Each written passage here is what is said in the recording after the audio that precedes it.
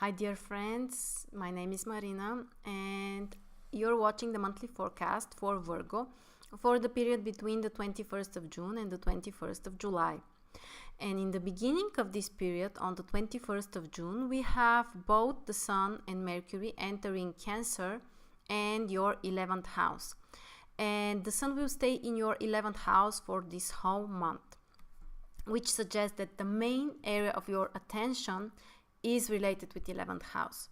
So this is a great time to focus more on some kind of social projects, some kind of social activities, everything that includes other people, because 11th house is the house related with communities that we are part of. These are like big giant groups, social groups, or people who have similar interests with ours.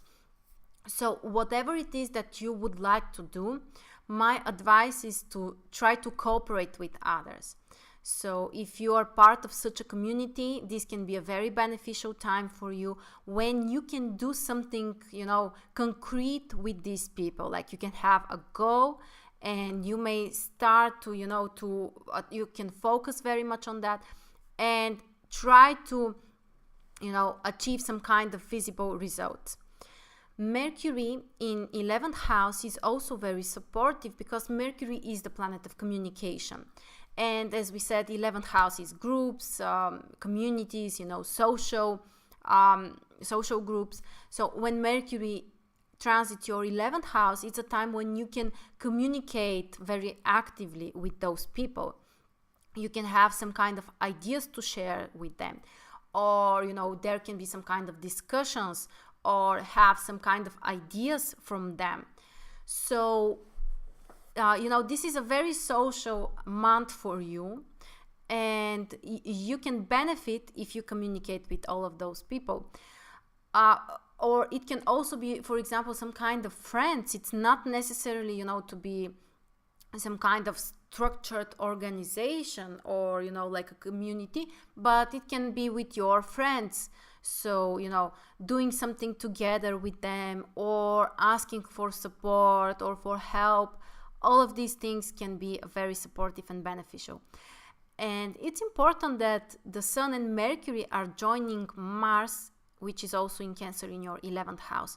And Mars is the planet of the concrete actions that we take. Mars is the planet of braveness, of, being impulsive, being presently taking some concrete actions. So Mars and the Sun together in 11th house suggests that together with your friends or together with others, you can start something, you can do something, you can, start some kind of change together with these people. However, Mars has also a challenging side because this is the planet of wars, of conflicts, struggles. So be prepared that this communication may not be so smooth. There can be some kind of conflicts that needs to be solved. Or, you can be really impatient. Sometimes you can confront with those people. But, that's just one of the options. So probably if you're more prepared, you can avoid all of these conflicts. And we have also a new moon on the 23rd of June, again in Cancer in your 11th house. And this is a great time for starting some kind of new projects, as usual. Each new moon provides the opportunity to start something new. And the great thing about the new moons is that there is a boost of energy. We are supported from the outside, from the inside. It doesn't matter. We just feel inspired and ready to start something. And in your case, when the new moon is in 11th house, it's about starting something together with others, with friends or community or a group, or focusing on some kind of social goal, social activity. So, this can be something like a totally new beginning, or you may just feel inspired to boost, to continue these projects. And Okay, so yeah, this is the new moon. I forgot that you need to wait around 2 days after the new moon, because this is the time when the moon is invisible and it's not a beneficial time. So around the new moon and 2 days after that, it's a time to plan, to prepare, to define what is it that you would like to achieve. And after that, when the moon becomes visible, it's the time to take the concrete steps and actions. After that, on the 5th of July, we have Venus entering Gemini, and this will be in your 10th house. This is an extremely positive transit, especially for your career and work. Venus is the planet that brings harmony, joy, entertainment, positive emotions. And when Venus enters your 10th house, it suggests that all kind of activities related with your work can bring more entertainment, can bring more, emotional satisfaction. It's a time when, for example, you may start to feel more comfortable at your work, or you can do something, to improve the communication on your workplace.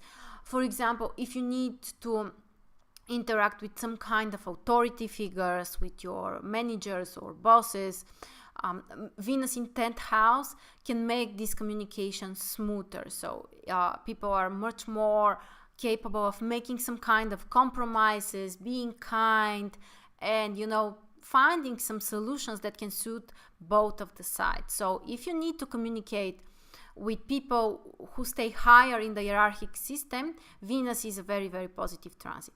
And as I said, joy and entertainment from your work is another positive side of this transit. Of course, for people whose work is related with Venus, which is everything artistic, related with beauty, with creativity, some kind of, female areas, that they can also be supported from this transit. And, receiving support from women in your work and having a, more smooth communication with women as well. After that, we have Mercury entering Leo on the 6th of July, which is in your 12th house. And Mercury is the planet related with our intellect, with our analytical abilities, and the analytical process that we go through. And when Mercury enters your 12th house, it's a time when you can decide, to concentrate more on your imagination, or not so much to communicate with others socially, actively, but more to spend more time to think, to analyze something. But it's not a practical analytical process, but more listening to your intuition or your imagination.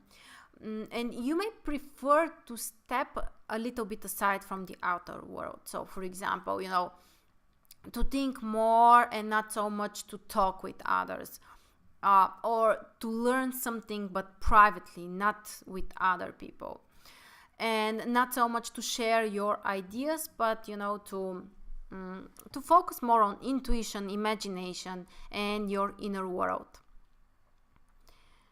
And after that, we have a full moon on the 9th of July, which is in Capricorn, Cancer. The moon is in Capricorn in your 5th house, and the sun is in Cancer in your 11th house. As usual, the full moons are a time when there can be some kind of confrontation, or the need to find the balance between two areas of our life.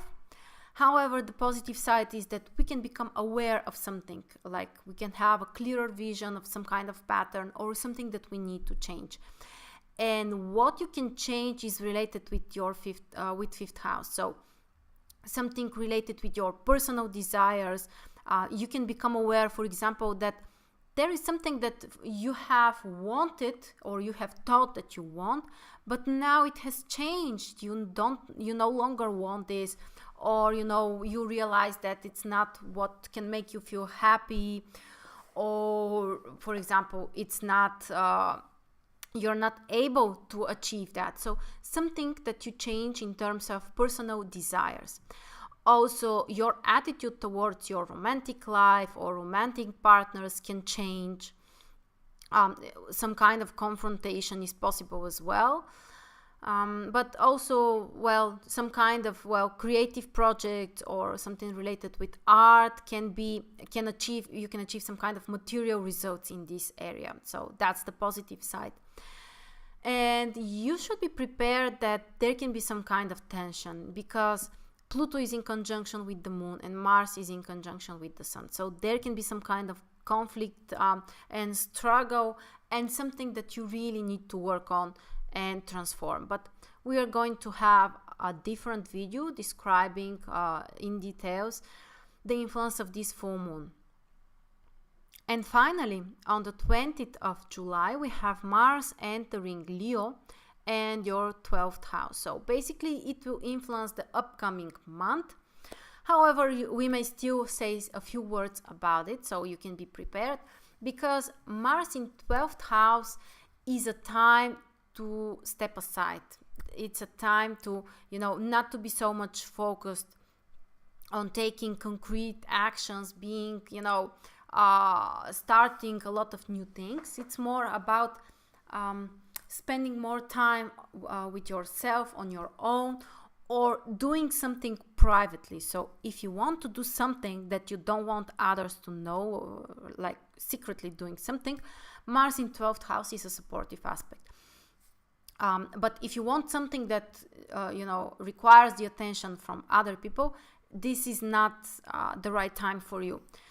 But if you want, for example, to practice actively some kind of meditation, or something which includes also some kind of physical work, but at the same time has some kind of spiritual element, Mars in 12th house is a very supportive transit as well.